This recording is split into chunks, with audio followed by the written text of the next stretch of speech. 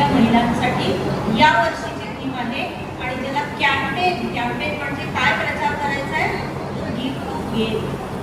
Give to gain म्हणजे काय, महिलांना चान्स द्या, महिलांना फंड द्या, महिलांना समान ट्रीटमेंट द्या, महिलांना प्रत्येक ठिकाणी संधी द्या. ते या सगळ्या गोष्टींचं सोनं करतात.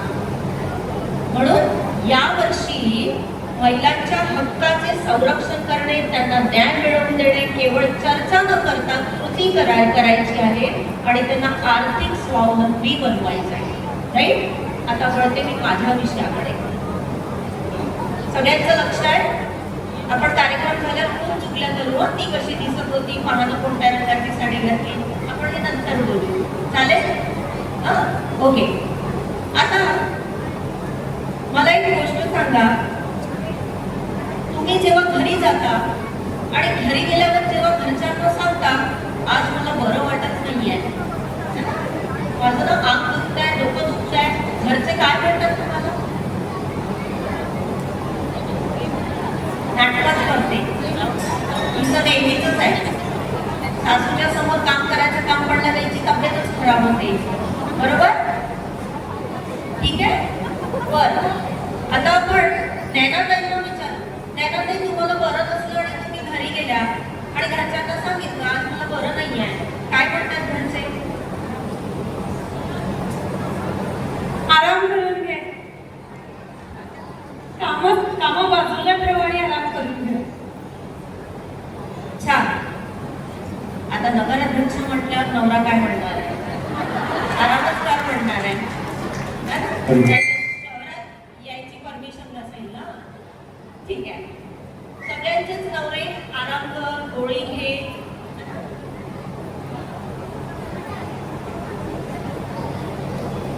ठीक आहे.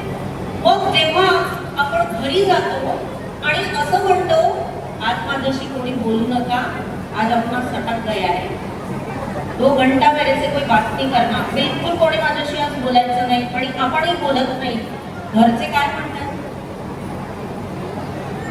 काय म्हणतात घरचे?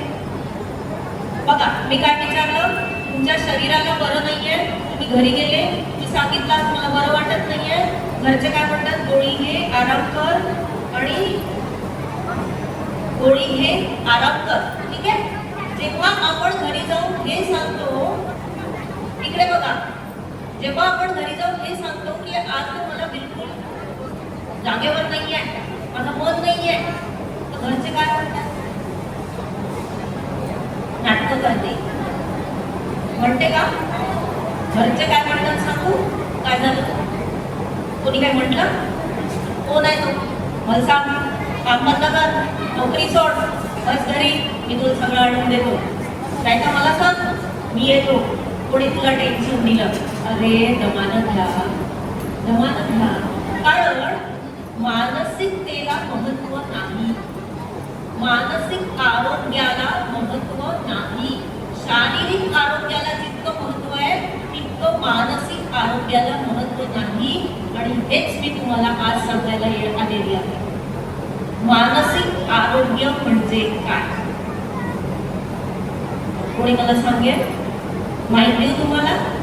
कोणी सांगणार मानसिक आरोग्य म्हणजे काय? Mental health. कोणाला बोलायचंय? पटकन समजते?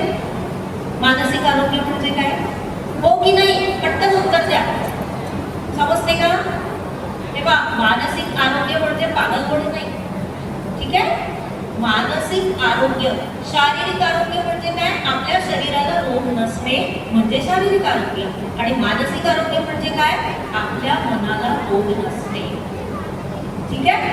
मग आता आपण नॉर्मल आहे, आपण मेंटली हेल्दी आहे, आपण मानसिकरित्या अगदी निरोगी आहे, हे कसं समजायचं? तर त्याचे 4 पॅरामीटर्स असतात, 4 गोष्टी असतात. नंबर 1, आपल्याला रोजच्या आलेल्या टेन्शनशी डील करता आलं पाहिजे. मग ते टेन्शन सासूनी दिलेल्या शिव्या असेल, सासूनी समोर बोलली पण मागे शिव्या म्हणजे चुकल्या ऐकायला येऊन राहिल्या ते असेल, किंवा नवऱ्याने बोललं असेल, किंवा मैत्रिणीने बोललं असेल, किंवा छोट्या छोट्या गोष्टी असतात. आज भांडेवाली नाही आली, झाली बहिणीचं, चार घरी फोन करून सांगते आतमध्ये भांडेवाली नाही आली, आतमध्ये भांडेवाली नाही आली, आतमध्ये भांडेवाली नाही आली. अरे बापरे, राहू द्या ना भांडे, नका कसू नाही तर ठेवून द्या, उद्या कसं ते डबल भांडे.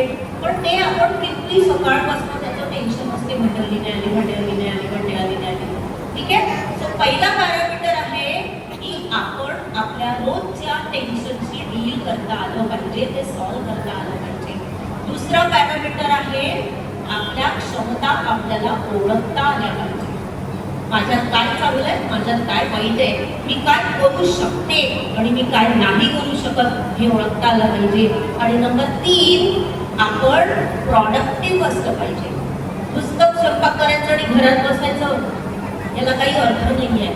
प्रॉडक्टिव्ह म्हणजे आपण काहीतरी काम करत असलं पाहिजे, आपला काहीतरी फायदा झाला पाहिजे. आणि नंबर 4, कॉन्ट्रीब्यूट टू सोसायटी, म्हणजे ज्या समाजात राहतो त्या समाजाला आपलं काहीतरी देणं लागतं. मी न्यू इंग्लिश शाळेमध्ये भाषण द्यायला गेली होती 10वीच्या मुलांना, आणि 9वीचा मुलगा एक धावत आला. म्हणजे मॅडम, तुम्ही मागच्या सांगितलं होतं की आपण समाजाला देणं लागतो, कॉन्ट्रीब्यूट टू सोसायटी, समाजाला मदत करायची, पण मी तर मदत केली तर मला तर मार बसला. म्हटलं बाबा तू केलं काय? तो म्हणाला परीक्षा चालू होती, मागचा मुलगा कॉपी करत होता तर मग मी त्याला अजून कॉपी करू लागलो. आता समाजात मदत कशी करायची आहे, पॉझिटिव्ह का निगेटिव्ह, सकारात्मक का नकारात्मक? सकारात्मक ना. ह्या 4 गोष्टी जर आपण पाळत असेल तर आपण मानसिकरित्या निरोगी आहेत. पण याच्यातही अजून एक महत्वाची गोष्ट सांगते, मानसिकरित्या डिस्टर्ब असेल चालेल, पण मानसिक रोग नाही झाले पाहिजे. समजून घ्या. मानसिकरित्या काही काळासाठी डिस्टर्ब असाल, टेन्शन मध्ये असाल, ताण मध्ये असाल चालेल, पण त्याचा परिणाम हळूहळू मानसिक रोगावर होता कामा नये. तुम्हाला मानसिक रोग होऊ देऊ नका. स्त्रियांना सगळ्यात जास्त मानसिक रोग होतो. तो का होतो तेही सांगते.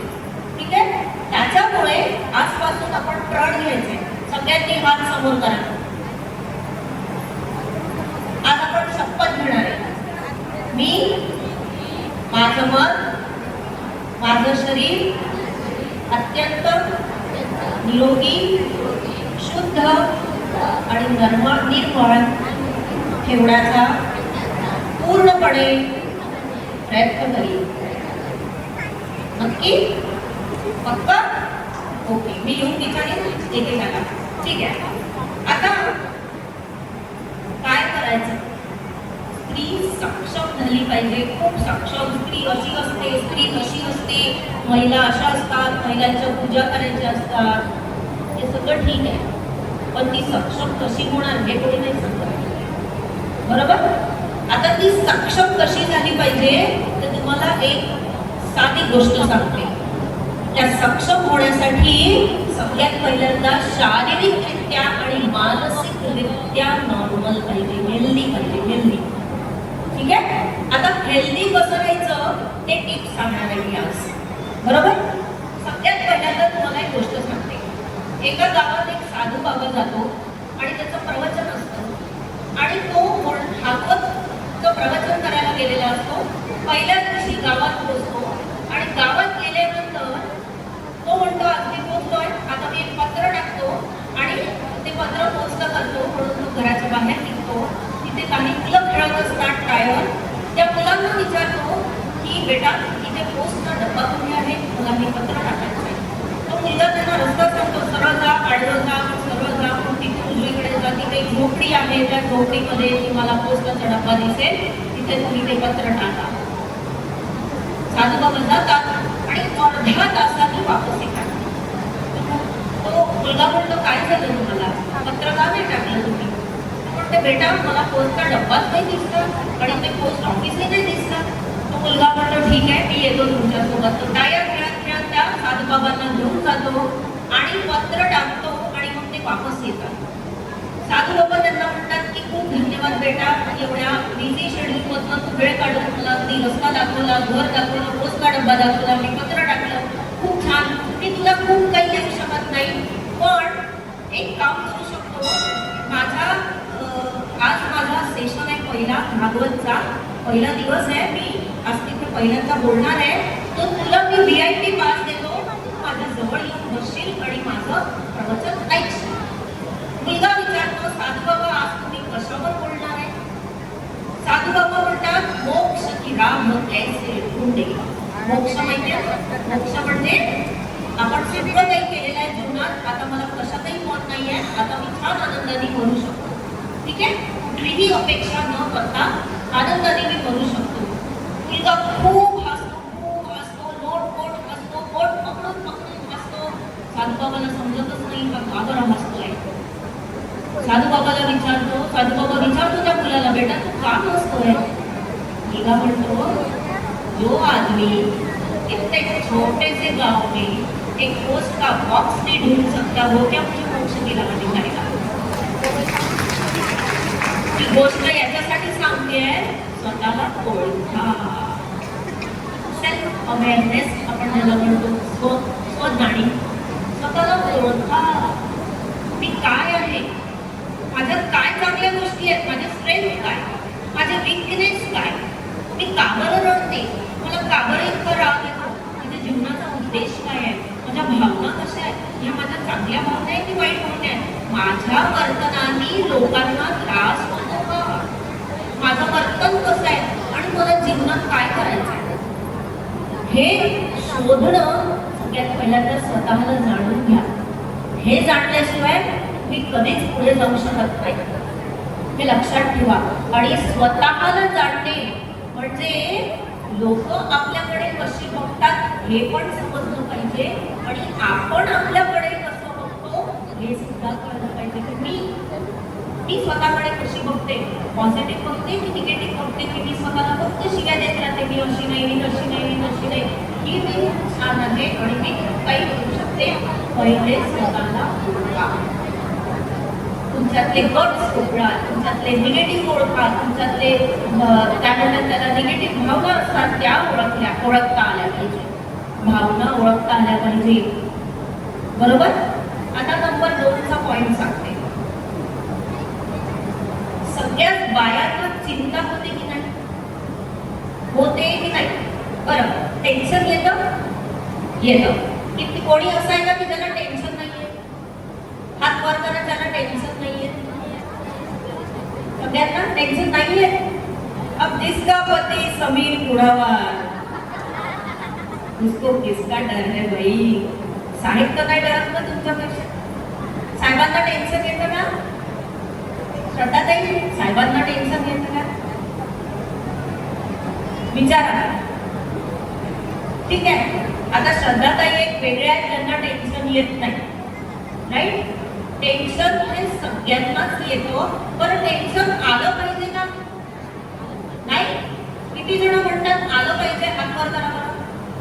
आलं पाहिजे, टेन्शन आलं पाहिजे असं किती जण म्हणतात? 1, 2, 3, 4, 5, 6, 7, 8, 9, 10, 11, 12, 13, 14, 15, 16, 17, 18, 19, 20, 700 बायकांमध्ये 20 बायका म्हणतात की टेन्शन आलं पाहिजे, आणि बाकीच्या बाया काय म्हणते? टेन्शन नाही आलं पाहिजे. नाही. अरे बाई म्हटलं तर बाईचं दुसरं नाव टेन्शन असते. हो, टेन्शन आलंच पाहिजे, कारण टेन्शन नाही आलं तर आपण काम नाही करू शकत. मला हा इलेक्शन जिंकायचा आहे, नाही जिंकली तर माझं कसं, हा विचारच आपल्याला सहन नाही होत. आणि मग टेन्शन होते आणि मग आपण सगळ्यांच्या घरी जातो, मत द्या, मला मत द्या, मला मत द्या. टेन्शन माहित नाही देते की नाही, माहित नाही देते की नाही. मी काम करीन तुमचं, 4 गोष्टी ऐकावं लागते. नळ येत नाही, पाणी साफ होत नाही, नाल्या साफ होत नाही, कुत्रे खूप झाले आहे, मी करीन. मी नाही की नाही? असं टेन्शन येते आणि मग आपण मत मागायला जातो. ठीक आहे, टेन्शन हे आलंच पाहिजे, ताण हा आलाच पाहिजे. पण ताण केव्हा येतो, टेन्शन केव्हा येतं? आपण परिस्थितीशी मिळतो घेऊ शकत नाही. टेन्शन कोणी व्यक्ती देत नाही, टेन्शन कुठली घटना देत नाही, टेन्शन कुठली परिस्थिती देत नाही, टेन्शन कुठलीही अशी वस्तू नाहीये की जे त्याच्यामुळे टेन्शन येतं. टेन्शन तर हे आपला चष्मा असतो. ज्या रंगाचा चष्मा तुम्ही तुमच्या डोळ्यावर आणि डोक्यात लावाल त्याच रंगाचं तुम्हाला दुनिया दिसते. तुम्हाला वाटलं टेन्शन आहे तर टेन्शन आहे, तुम्हाला वाटलं टेन्शन नाही आहे तर नाही आहे. ठीक आहे. त्याच्यामुळे ताण हा कधी पण परिस्थिती सोबत जेव्हा मिळतं घेऊ शकत नाही तेव्हा येतो. आणि जेव्हा हा ताण रबरासारखा खूप ताणतो तेव्हा नर्वस ब्रेकडाऊन होतं. ठीक आहे. मी बोलू का पुढे की थांबू? सगळ्यांचं लक्ष आहे? जोरात हो पुढे. बढिया. ठीक आहे. तर ताण जेव्हा रबरासारखा ताणतो तेव्हा नर्वस ब्रेकडाऊन होतो आणि मग आपण मानसिक रोगाकडे जातो. बरोबर. आता ताण अजून कशाने वाढतो तर चिंता. ते असे नका खातं. असं होईल बाबा, कसं होईल बाबा, कसं होईल बाबा. आता मी तुम्हाला 2 आया सांगते. एका आईचं नाव आहे लालिमा आणि एका आईचं नाव आहे निलिमा. काय आहे? एका आईचं नाव आहे लालिमा आणि एका आईचं नाव आहे निलिमा. मुलगी म्हणते आई मी 7 वाजता घरी वापस येईल, आता मी पार्टीला चालले. 7 वाजून 5 मिनिटं होतात.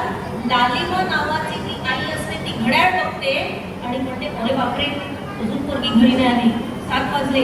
नवऱ्याला म्हणते उठा हो जरा, पहा बरं ते पोरगी आली नाही. ठीक आहे. मस्त पोरगी नाही आली, पोरगी नाही आली. 7:15 वाजतात. आई आपली इकडून तिकडून वळी पडतात. अगं येईल ग. झालं तिचं सुरू. तुमच्याच लाडाने वाया गेलेली आहे. तुम्हीच बिघडवून ठेवलेली आहे. 7 वाजताची मुलगी अजून आली नाही. फटफट सुरू होऊन जाते. ठीक आहे. मग तो पोरगा बिचारा अभ्यास करत असतो. त्यात तो पाहत असतो आपल्या आईकडे की झाली आईची बडबड सुरू. त्याला एक कानपडीत बसते. चल तूही तसाच आहे, तूही लाडाने वाया गेला. चल जा चौकात जा आणि मुलगी आली की नाही पाहून घे. पूर्ण वेळ काव. ठीक आहे. आता दुसरी आई निलिमा. तिची पण मुलगी गेलेली आहे. ती घड्याळ पाहते. 7 वाजले. ठीक आहे. इकडे जी लालिमा बडबड करत असते तिचं भाजी कापताना बोट चिरते. कारण बडबड चालू आहे, पटपट चालू आहे. मग भांडे पडतात, टणटण आवाज येतो. मग भाजी पण करपते. पण इकडे बडबड चालूच आहे. तुम्ही तसे तुमचं लक्ष नाही. सगळं मीच पाहू का? मलाच पाहावं लागतं. कोणाचं लक्षच नाही राहत. सगळं जसं काही मलाच देऊन दिलेलं आहे. मी जायच्या घरची नोकर आहे. चालू बडबड. पण निलिमा जी असते 7 वाजले, 7 वाजता माझी मुलगी आली नाही अजून म्हणून ती थोडी वाट पाहते. 15 मिनिटं दारात उभी राहते. तोपर्यंत भाजी फोडणी घालते आणि मग पडल्यानं म्हणते अहो अजून आली नाही आहे, आपण 7:30 पर्यंत वाट बघू आणि त्याच्यानंतर आपण काय करायचं करू. ठीक आहे. तोपर्यंत आई बाकीचे कामं करते. 7:30 वाजता मुलगी येत नाही. शेवटी आई मैत्रिणीला फोन लावते, बेटा आली का, तुझ्या घरी आहे का. आणि मग हळूहळू टप्प्याने करून मग थोड्या वेळाने तोपर्यंत आपले कामं उरकते आणि हळूहळू मग एक टप्प्याने मुलीचा शोध घेते. तुम्हाला कोणती आई आवडली बरं? निलिमा की लालिमा? निलिमा फक्त. तुम्ही कशात आहे? निलिमा आहे की लालिमा आहे? निलिमा नाही ना, लालिमा. हेच सांगायचंय तुम्हाला. याच्यानंतर जेव्हा आपल्याला चिंता होते, चिंता एक चॉकलेट चिंता असते आणि एक च्युइंग गम चिंता असते. कोणती? चॉकलेट चिंता आणि च्युइंग गम चिंता. चॉकलेट म्हणजे काय? आपण चॉकलेट उघडतो, खातो, चघळतो, आनंद घेतो आणि संपवतो आणि विसरून जातो की आपण चॉकलेट खाल्लं.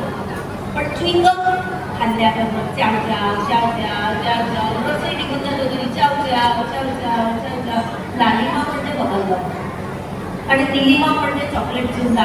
याच्यानंतर बायांनो लक्षात ठेवा, जेव्हा तुम्ही स्वतःला ओळखायला लागल्या की मी काय, मी कशी, माझं काय काय आहे, त्याच्यानंतर दुसरी स्टेप. कधी पण टेन्शन आलं, प्रॉब्लेम आला की चॉकलेट चिंता करायची. चॉकलेट चिंता म्हणजे काय? प्रॉब्लेम आला, थोडं डिस्टर्ब झालो, रडलो, 2 दिवस रडलो, खूप झालं 2 दिवस. 2 दिवस खूप झाले, अर्धा तास, 1 तास, 2 तास झालं, ठीक आहे, केलं आपण, थोडं टेन्शन आलं झालं. त्याच्यानंतर कागद पेन घेऊन बसायचं आणि मी या प्रॉब्लेमसाठी काय करू शकते ते करायचं. ठीक आहे, कारण परिस्थिती बदलत नसते, आपल्याला आपला रिस्पॉन्स बदलावा लागतो. आपण आता कसं वागायचंय हे बदलावं लागतं. त्याला चॉकलेट चिंता म्हणतात. म्हणजे प्रॉब्लेम आला, थोडं डिस्टर्ब झालो, मग रिलॅक्स झालो आणि मग विचार करायला लागलो की आता मी काय केलं तर हा माझा प्रॉब्लेम सॉल्व्ह होईल. पण आता तुम्ही म्हणाल मॅडम माझा घरचा नवराच माझा प्रॉब्लेम आहे, तर मग मी आता त्याला कशी वेळ ना, त्याला पण काय करू शकतो ते पण सांगते. ठीक आहे, आता चुईंगम चिंता कराल तर मानसिक रोगीच व्हाल. कारण तुम्ही सतत कटकट कटकट चिडचिड कटकट, मग कसं बीपी नाही वाढणार, कसा हार्टचा प्रॉब्लेम नाही होणार, कसा संधिवात नाही होणार. त्या कटकटीने प्रॉब्लेम सॉल्व्ह होतो का? होतो की नाही होत? उलट सगळे चिडचिड करतात घरात, आपण एकदम नावडतं बनतो. त्याच्यामुळे त्याच्यात एनर्जी वेस्टच नाही करायची. ठीक आहे, त्याच्यानंतर आपला ताट चॉकलेट चिंता, म्हणजे जर तुम्ही लालिमा असेल तर तुम्ही निलिमावर कन्वर्ट व्हा. प्रॉब्लेम सॉल्व्ह करण्याची एक स्टेप असते, एक टप्प्याटप्प्याने जा शांतपणे. ठीक आहे, त्याच्यानंतर सगळ्यात महत्त्वाचं आहे, जेव्हा आपण चॉकलेट चिंता करतो तेव्हा आपण काय करतो, सोल्युशन शोधतो. Solution 1, solution 2, solution 3, solution 4.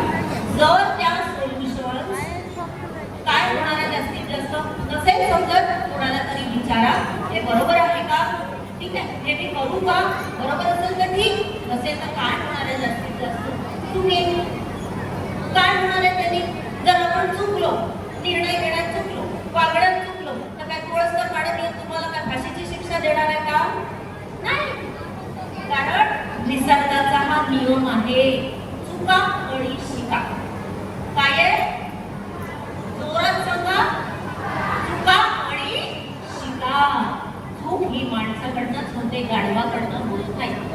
ठीक आहे, त्याच्यामुळे सगळ्यात पहिल्यांदा चॉकलेट एन्झायटी करताना सोल्युशन्स फाइंड आउट करायचे, शोधायचे, ते कसे वापरायचे ते विचारायचं, नाही विचारायचं करून टाकायचं. चुकेल काय होणार आहे कळेल तर नंतर आपल्याला काय करायचं. ठीक आहे, त्याच्यानंतर आता आपण बघू बायांचा सगळ्यात मोठा प्रॉब्लेम 2 आहे. 2 ते सांगते.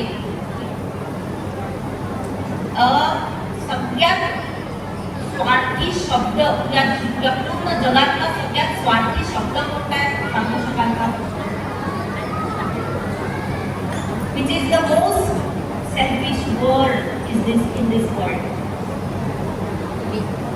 Exactly. Me, I.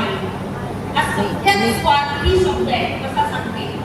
5 वर्षाचा मुलगा आपल्या आईला म्हणतो मम्मा आय लव्ह यू. मुलगा आई म्हणते आय लव्ह यू. तोच मुलगा 15 वर्षाचा होतो आणि म्हणतो मम्मा आय लव्ह यू. आई म्हणते मुलाला अच्छा पैसे पाहिजे. तोच मुलगा 25 वर्षाचा होतो आणि म्हणतो mamma I love you. Mamma म्हणते अच्छा पोरगी आहे वाटते कोणती तरी, कोण आहे कुठली आहे. तोच मुलगा 40 वर्षाचा होतो आणि म्हणतो मम्मा आय लव्ह यू. आई म्हणते सांगितलं होतं ना लग्न करू नको.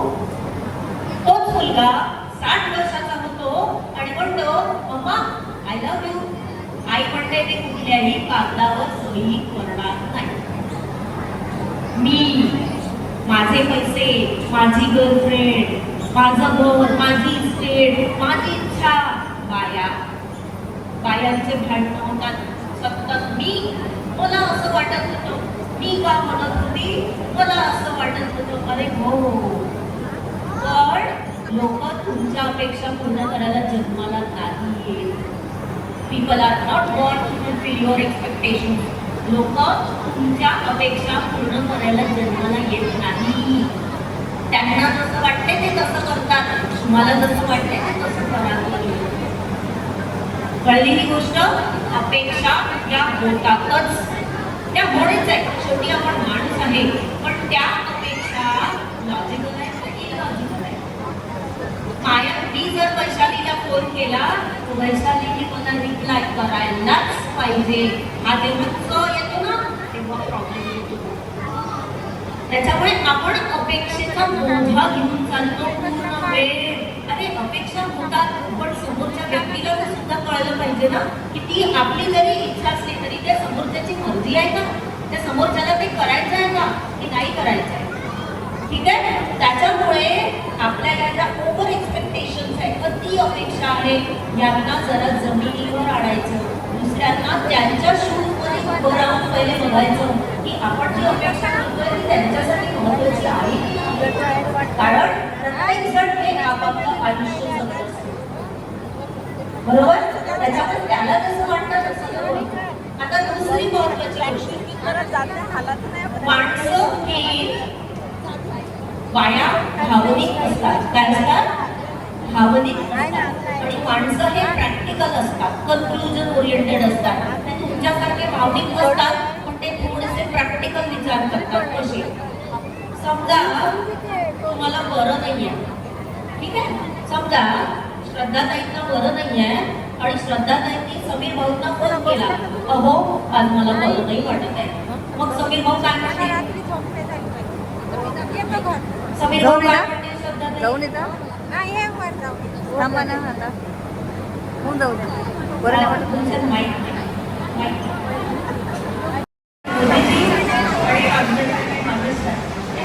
बरोबर की नाही? राईट. आज आपण इथे कशाला म्हणतोय? जागतिक महिला दिन. आणि या वर्षीची थीम आहे की तुम्हाला पूर्ण संपवते. एकदाचे दादातून तुम्ही बरे व्हाल, मोबाईलवरून तुमचे बरे होत नाही. कारण पूर्ण न्यूरो केमिकल्स इम्बॅलन्स होतात, पूर्ण डोपामिन आणि सेरोटोनिन मध्ये प्रॉब्लेम होतो. आणि एकदा सेरोटोनिन डाऊन झालं की त्याला आपल्याला मानसिक रोगाच्याच औषधं खावे लागतात. त्याच्यामुळे मोबाईलवर फक्त इन्फॉर्मेशन आणि थोड्या वेळेसाठी एंटरटेनमेंटसाठी आहे. त्याच्यामुळे तो पहिले बंद करा. कारण त्याच्यातले ते रील्स, त्याच्यातले ते रोगाचे स्टेटस, त्याच्यातले ते प्रत्येक गोष्ट केली की तयारी करून फोटो टाकायचा, मग नवऱ्याच्या मागे लागायचं. ते फिरायला गेले मला नाही देत, ते फिरायला गेले मला नाही देत. मग फिरायला जाण्यासाठी शॉपिंग करायची, तिने शॉर्ट्स घालून जीन्स घालून फोटो काढले, मलाही शॉर्ट्स आणि जीन्स घालून फोटो काढून टाकायचा. ही कॉम्पिटिशन सुरू होते. अहो आपल्याला हे जगायचं नाही आहे. आपलं जीवन खूप सुंदर आहे. आपली मुलं, आपले आई वडील, आपले सासू सासरे, आपली फॅमिली यांना वेळ द्या ना. यांच्याशी गप्पा करा, यांच्याशी गोष्टी करा, सुंदर वेळ जातो. वैशालीताई येरावर आहेत, आम्ही भेटत असतो दर 2-3 महिन्यांनी. आम्ही चुकल्याही करत नाही, आम्ही मोबाईलही पाहत नाही. आम्ही नुसती गोष्टी करतो आणि शेअरिंग करतो. आनंदी राहायचं तर मी करावंच लागेल ना. आणि शेवटी जाताना 2-4 गोष्टी सांगून जाते.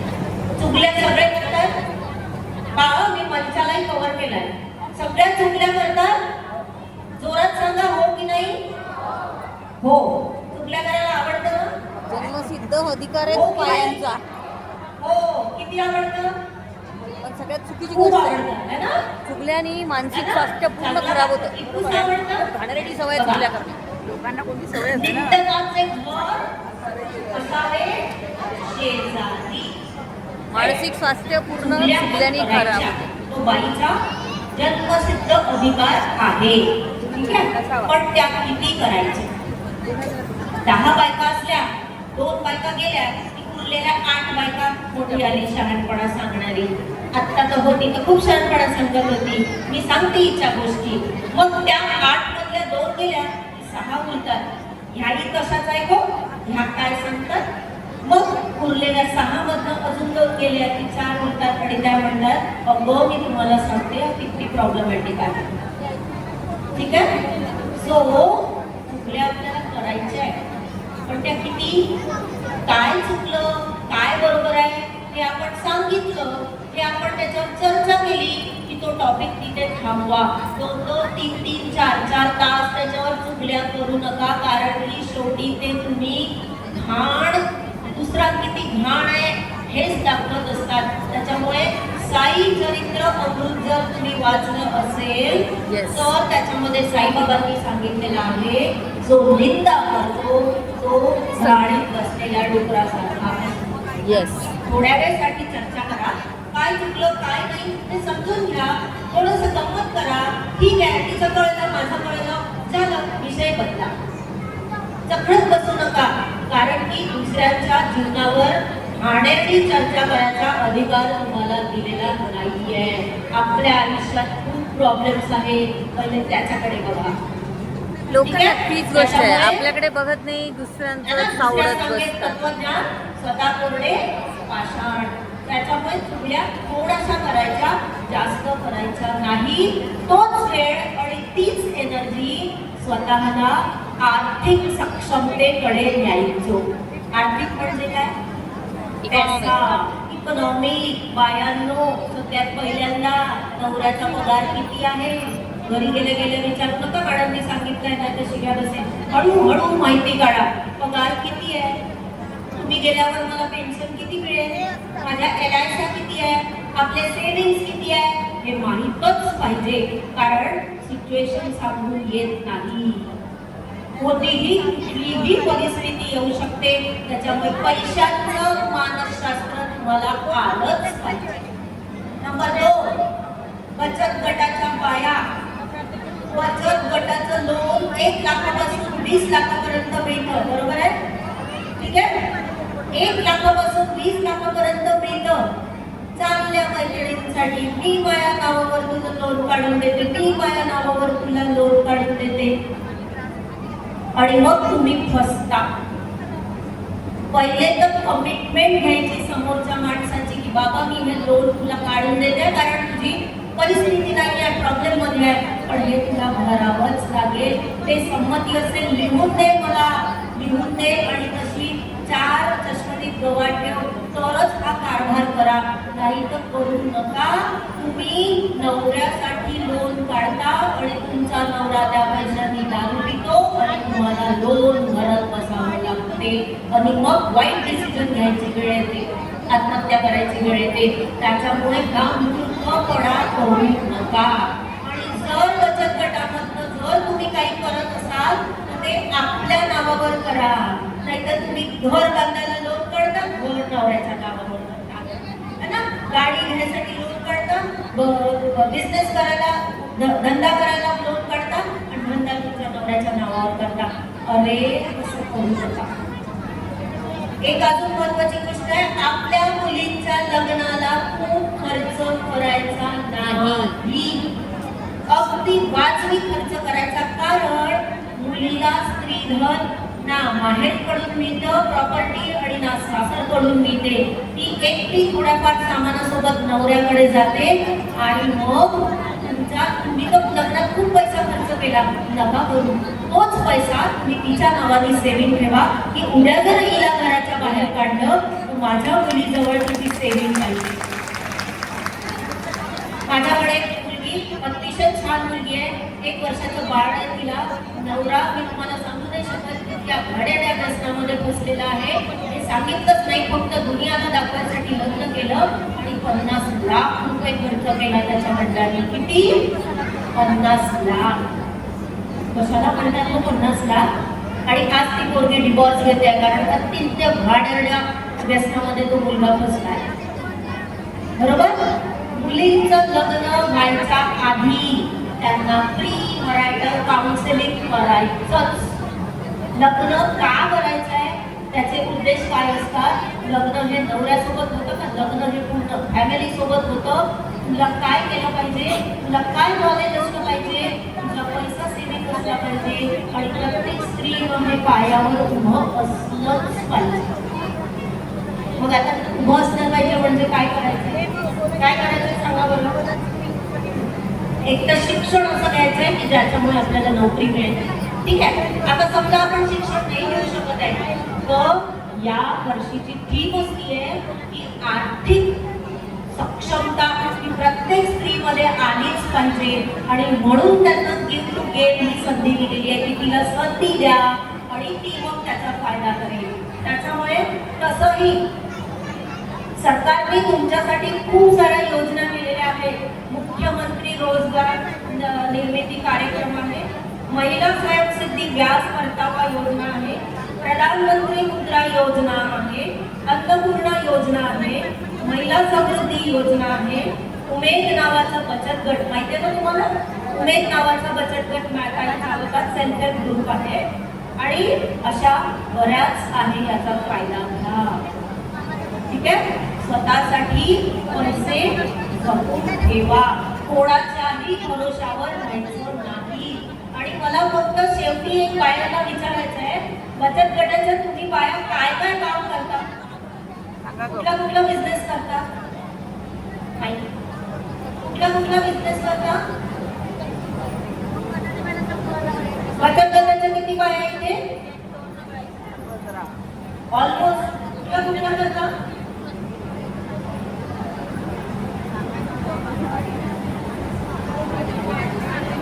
त्याला सांगा, पटकन सांगा.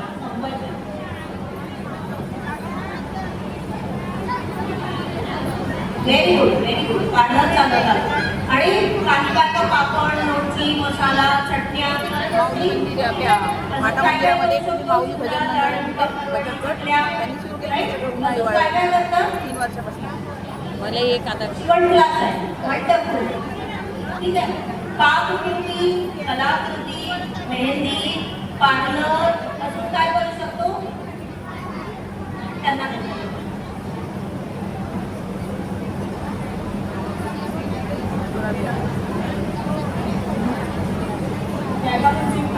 बस, बढिया.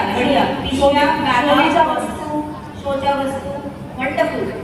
आणि जे पण रोजमर्राच्या वस्तू आहेत, खायच्या, शेवड्या, पापड, लोणचे, सर्व इतर जे काही महिला करू शकतात सर्वच करतात आमच्याकडून. बढिया. सो दुधाचा व्यवसाय पण करतात. ठीक आहे. शेती, दुधाचा व्यवसाय, शिवणकला है ना. बरेच लोक झेरॉक्स मशीन आणून पण झेरॉक्सचं दुकान लावू शकतात. ठीक आहे. कुक्कुटपालन आहे, बकरी पालन आहे, खूप सारे उद्योग आहेत. आणि असे तुमच्या आता मी गुगलवर सर्च केलं की तुम्हाला सगळी आयडिया मिळून जाईल.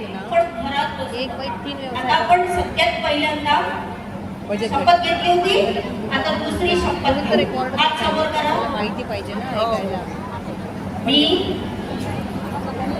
ताई शपथ घ्या ना. सगळ्यांना मी केल्या ना. मला ऐकूच नाही आलं. मी आजपासून स्वतःला आर्थिक, मानसिक, भावनिक, अपर्णाताई शपथ घेत नाही आहात. आजपासून मी आर्थिक, भावनिक, मानसिक, सामाजिक सक्षम होणार आहे. त्यासाठी मला जे जे महत्त्वाचं आहे ते करायचं आहे, ते करण्याचा प्रयत्न करायचा आहे आणि यश प्राप्ती करायची आहे. ठीक आहे. जाता जाता एकच गोष्ट सांगते, यानंतर कधी पण ताण आला तर काय करायचं? जिब्रिश ऍक्टिव्हिटी करायची. जिब्रिश म्हणजे शब्द नाही बोलायचा. राग आला की काय करायचं?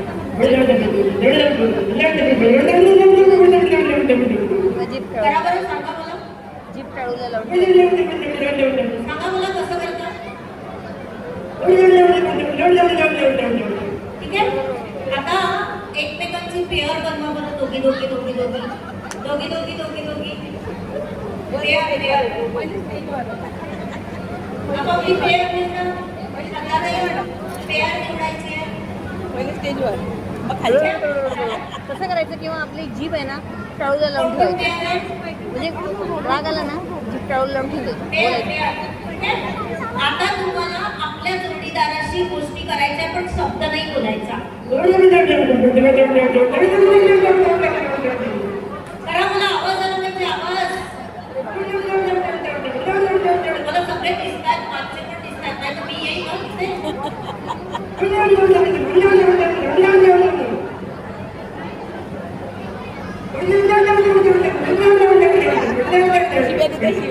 आता हा ग्रुप आणि हा ग्रुप भांडण करायचं आहे. असंच. रेडी? इकडे वा आणि तुम्ही इकडे वा.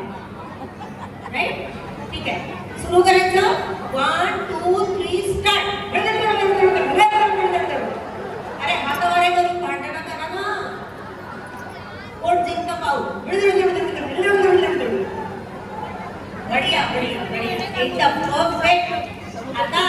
ही टेक्निक जेव्हा जेव्हा राग येतो तेव्हा तेव्हा आपल्या रूममध्ये जायचं, बाथरूममध्ये जायचं, शिवाय त्याच्या पण सासू सोबत भांडण झालं तर सासू बोलून राहिली तर तिच्या समोर असं नाही करायचं.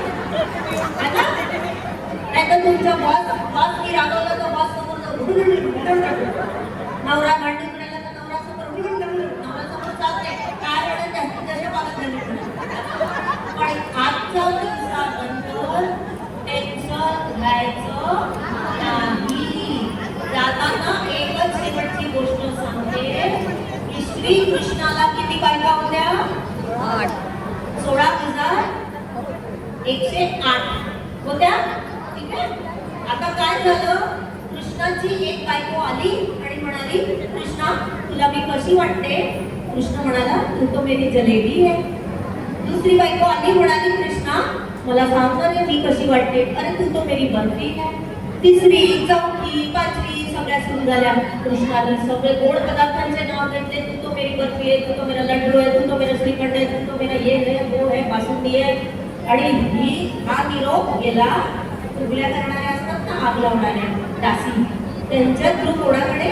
रुक्मिणी. पुढे बायको कोणती आहे? रुक्मिणी. राधा प्रेमिका आहे. रुक्मिणी. ठीक आहे. रुक्मिणी पण आली गावागावात आणि विचारायला लागली, कृष्णा मी तुला कशी वाटते? कृष्णाने पटकन उत्तर दिलं, अरे तू तो मेरा नमक है. झालं. आम्हाला खूप राग आला. आम्ही आमच्या शयन कक्षामध्ये रागाने गेलो आणि जेवण बंद केलं. ठीक आहे. कृष्णाने मोठ्या रिक्वेस्ट करून आणलं, रुक्मिणी जेवायला ये. आणि बाबाजीला छान स्वयंपाक करायला सांगितला तिच्या आवडीचा. आणि मग कशी तिनं जेवायला आणलं आणि जेवायला बसवलं. आणि मग रुक्मिणीला म्हटलं तर घास घे. आणि मीठच नव्हतं कशात. घास घेतला तशी रुक्मिणी फुटली आणि म्हणाली, बाबाजी काय जेवण बनवलंय तू? त्याच्यात तर मीठच नाहीये, त्याला तर टेस्टच नाहीये. कृष्ण म्हणाला, त्याला रागवू नको, त्याला जेवणात मीठ नाही टाकायला. मीठ सांगितलं होतं की तुम्ही तो मेरा नमक हो. जेवणात जर नमक नसेल तर आनंद नाही मिळत ना, जेवणाचा टेस्टी नाही बनत. म्हणून टाळ हा पाहिजेच. टाळ हा नमक आहे, जीवनात हा पाहिजेच. टेन्शन पाहिजेच, त्याच्याशिवाय आनंद फील नाही होत. पण तो कसा करायचा आहे? चॉकलेट एन्झायटी सारखा आपल्याला एन्जॉय करून सॉल्व्ह करायचा आहे. पण त्याच्यासाठी लागणारा सेल्फ अवेअरनेस, स्वतःला ओळखणे, स्वतःचं नॉलेज वाढवणे, त्या नॉलेजचं ऍप्लिकेशन करणे, आर्थिक सक्षमता, मी माझ्या पायावर कशी उभी राहू, मी कसा खर्च करू, मी कसा स्वयंरोजगार करू. मला नसेल नोकरी मिळाली पण मी काहीतरी तर करू शकते. ब्लाऊज शिवीन, फॉल लावीन, पण मी काहीतरी तर करेन आणि स्वतःच्या पायावर उभी राहीन. त्याला वय लागत नाही. हे म्हणायचं नाही की मी आता 50ची झाली, मी आता कशी करू. नाही. ठीक आहे. शिकण्याला आणि कमाईला वय नसतं आणि प्रेमालाही नसतं. राईट. तर खूप खूप धन्यवाद. तुम्ही आज खूप छान दिसत आहे. तुम्हाला